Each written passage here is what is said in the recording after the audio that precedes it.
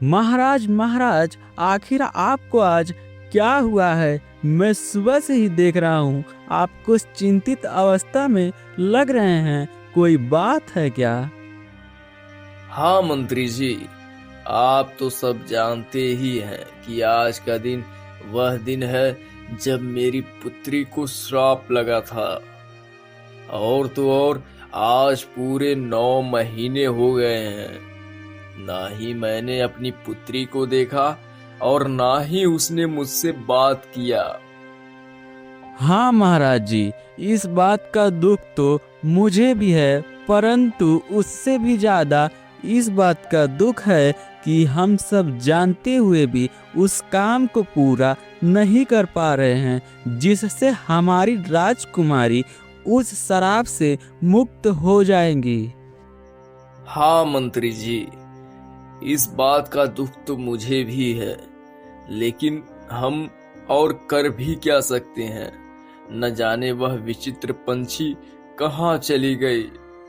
हमने इतने सैनिकों को भेजा, लेकिन कोई उसे ढूंढ नहीं पाया। और तो और हमारे भेजे हुए सैनिकों का भी कोई पता नहीं चला कि वह कहाँ गायब हो गए। महाराज जी, वह विचित्र पंछी देखने में कैसी दिखती है, इस बात का पता तो ना ही मुझे है और ना ही आपको। मुझे लगता है हमें राजकुमारी से चलकर इस बात को पूछना चाहिए कि वह विचित्र पंछी देखने में कैसी दिखती है, क्योंकि जंगल में कई सारे अनेकों पक्षी रहते हैं और हमने जितने भी सैनिकों को भेजा है उन्हें भी इस बात का पता नहीं कि वह विचित्र पंछी देखने में कैसी दिखती है।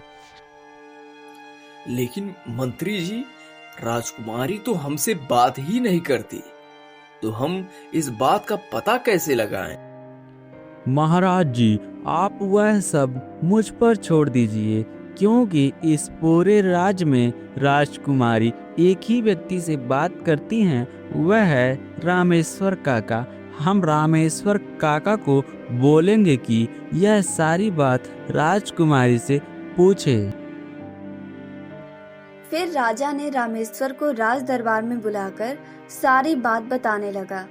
राजा की यह बात सुनकर रामेश्वर ने बोला, महाराज आप चिंता ना करें, मैं अभी यह सारी बात राजकुमारी जी से पूछ कर आता हूँ। फिर रामेश्वर यह बोलकर वहाँ से चल देता है।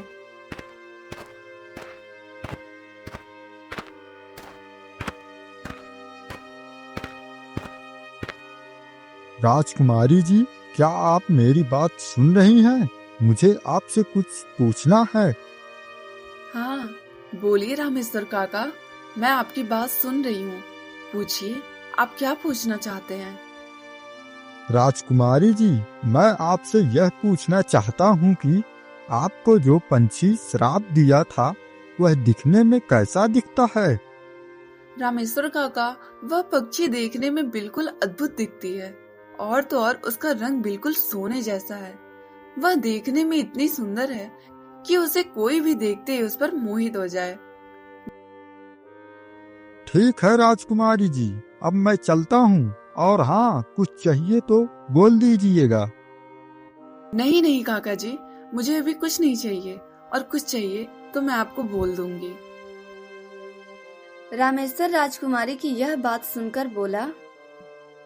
रामेश्वर राजकुमारी की यह बात सुनकर वहाँ से चल देता है। रामेश्वर पिछले 16 वर्षों से राजा और राजकुमारी के लिए खाना बनाने का काम करता है। शायद इसीलिए राजकुमारी सिर्फ रामेश्वर से बात करती हैं। रामेश्वर राज दरबार में पहुंचकर राजा और मंत्री को सारी बात बता देता है।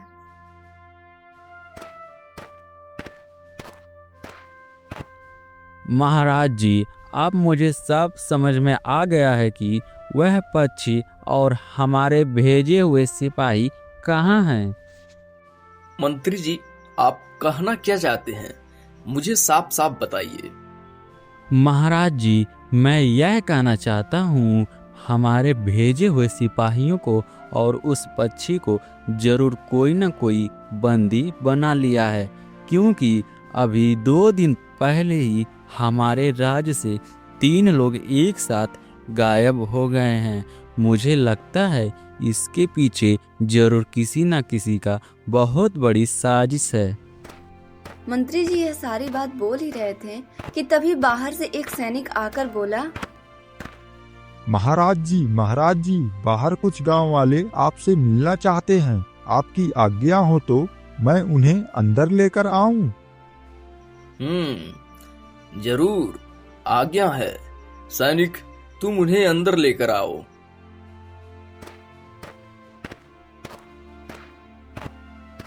राजा की यह बात सुनकर सैनिक उन गांव वालों को राज दरबार में लेकर आता है। महाराज, हमें बचा लीजिए, कृपया करके हमारी मदद कीजिए। अरे भाई, जरा धैर्य रखो और हमें विस्तार से बताओ, तुम कौन हो और क्या हुआ तुम्हें? महाराज, हम आपके ही राज के निवासी हैं। पिछले कुछ दिनों से हमारे गांव में अजीब घटनाएं हो रही हैं। अभी 2 दिन पहले ही हमारे गांव से 3 लोग जंगल लकड़ियां काटने गए थे और वह अभी तक घर वापस नहीं आए। हमें तो लगा कि वह जंगल में किसी जंगली जानवर का शिकार बन गए हैं, लेकिन पता नहीं कहां से आज सुबह ही एक भयानक राक्षस हमारे गांव में आ घुसा। उसने 2 लोगों को अपनी बाहों में जकड़कर ले गया और वह बोला है कि कल वापस फिर आएगा। राजा गांव वालों की ऐसी बातें सुनकर दंग रह गया और कुछ देर सोचने के बाद बोला, अगर ऐसी बात है तो तुम लोग चिंता ना करो। कल मैं स्वयं तुम्हारे गांव आऊंगा और उस राक्षस का सर्वनाश करूंगा। तुम लोग निश्चिंत होकर घर जाओ। राजा की यह बात सुनकर वह लोग घर वापस चल देते हैं। फिर राजा ने मंत्री से बोला, मंत्री जी, हमारे सबसे बहादुर सैनिकों को कल के युद्ध में ले जाने के लिए तैयार कीजिए। हमें कल सुबह ही निकलना होगा। जो आज्ञा महाराज जी। मैं अभी कुछ सैनिकों को पूर्ण रूप से तैयार करता हूँ।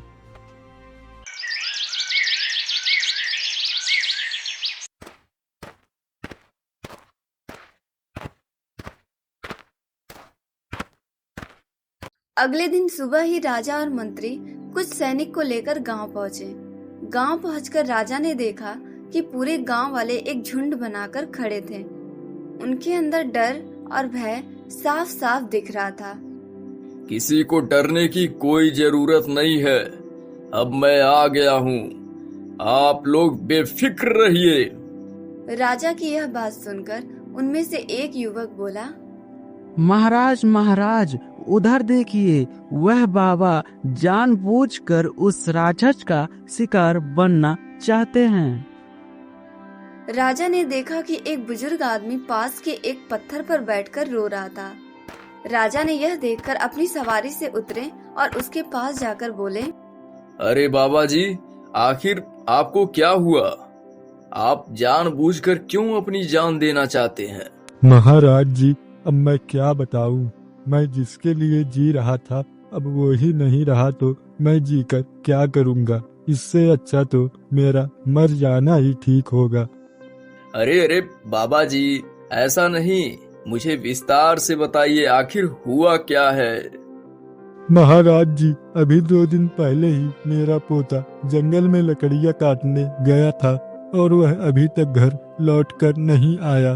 पहले तो मुझे लगा था कि वह जंगल में कहीं खो गया है और कुछ दिन में वापस लौट कर आएगा, लेकिन उस राक्षस को देखकर अब यह विश्वास हो गया कि जरूर उसने ही मेरे पोते को मारकर खा गया।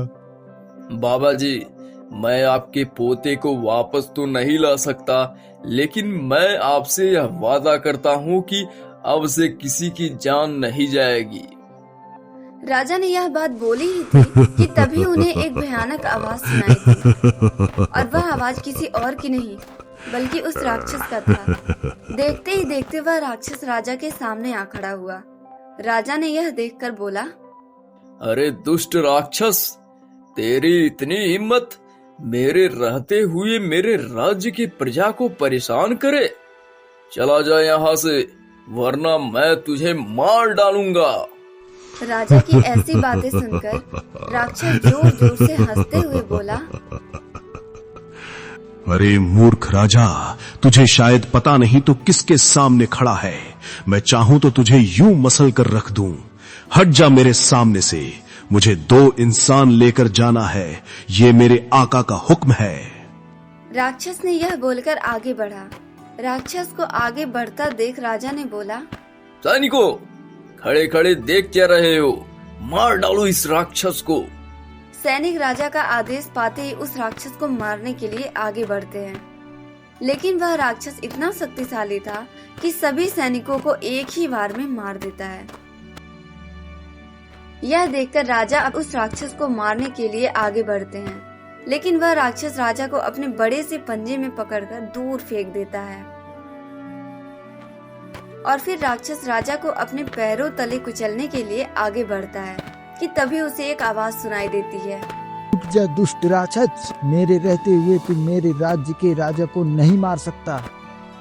राक्षस देखता है कि एक नौजवान युवक हाथ में धनुष लिए उसके सामने आ खड़ा हुआ। राक्षस ने यह देखकर बोला, अरे बेवकूफ, जब इतने लोग मिलकर मेरा कुछ नहीं कर पाए तो तू अकेला क्या कर लेगा? जा यहां से, भाग जा, वरना मैं तुझे भी मार दूंगा। नौजवान युवक बिना डरे अपना तीर सीधे राक्षस की ओर छोड़ देता है और तीर सीधे राक्षस के सिर में जा लगा, जिससे उस राक्षस की वहीं तुरंत मृत्यु हो जाती है। और देखते ही देखते तेज प्रकाश के साथ वह राक्षस एक इंसान का रूप धारण कर लेता है। यह दृश्य देखकर सभी हैरान हो जाते हैं और राजा जख्मी हालत में उठकर उस युवक के पास जाकर बोला, अरे बेटा, तुम कौन हो और एक राक्षस के रूप में कैसे हो गए थे?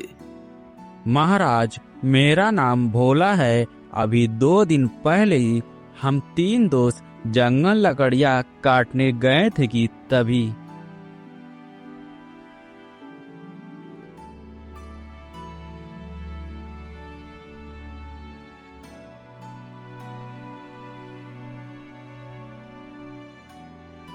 महाराज, और इस तरह उस तांत्रिक ने मुझे एक राक्षस के रूप में परिवर्तित कर दिया ताकि मैं उसके लिए काम करता रहूं। और हाँ महाराज, कल का दिन पूर्णिमा का दिन है। अगर उसके पास 10 इंसान पूरे हो गए तो वह उनका बलि देकर अमर हो जाएगा। और हाँ महाराज, आप जिस जादुई पंछी को इतने दिनों से खोज रहे हैं वह उसी तांत्रिक के पास एक पिंजरे में कैद है। भोला की यह बात सुनकर राजा सोच में पड़ गया और उस नौजवान युवक के पास जाकर बोला, हे नौजवान युवक, तुम कौन हो जो अपनी जान पर खेलकर मेरी जान बचाई है? महाराज, मेरा नाम आदित्य है और मैं आपके ही राज्य का एक शिकारी हूँ जो छोटा मोटा शिकार करके अपना और अपने परिवार का पेट भरता हूँ। अगर ऐसी बात है आदित्य, तो मैं तुम्हारा हिम्मत और साहस देखकर तुम्हें एक कार्य सौंपता हूँ। अगर तुम उस कार्य को कर लिए तो फिर तुम्हें कभी शिकार करने की जरूरत नहीं पड़ेगी। और हाँ आदित्य, इस कार्य में तुम्हारी जान भी जा सकती है। अगर करना चाहते हो तो बोलो। महाराज, अगर ऐसी बात है तो मैं अपने लिए नहीं बल्कि अपने परिवार के लिए इस कार्य को जरूर करूंगा, लेकिन मुझे यह बताइए वह कौन सा कार्य है जो मुझे करना होगा। आदित्य, अब मैं तुम्हें क्या बताऊं। मेरी एक ही पुत्री थी, वह भी एक श्राप के चलते 9 महीने से मुझसे दूर है और उस श्राप को तोड़ने के लिए एक ही उपाय है, वह है उस जादुई पंछी का पंख। अगर तुम उस पंछी का एक पंख लाकर दो तो उस पंख से इस श्राप को तोड़ा जा सकता है। महाराज, मैं इस कार्य को जरूर करूंगा, लेकिन उससे पहले क्या आप मुझे बता सकते हैं कि आखिर राजकुमारी जी को वह श्राप कैसे लगा? जरूर आदित्य, अगर तुम जानना चाहते हो कि वह श्राप कैसे लगा तो सुनो। यह बात 9 महीने पहले की है, जब सुबह सुबह राजकुमारी ने मुझसे आकर कहा,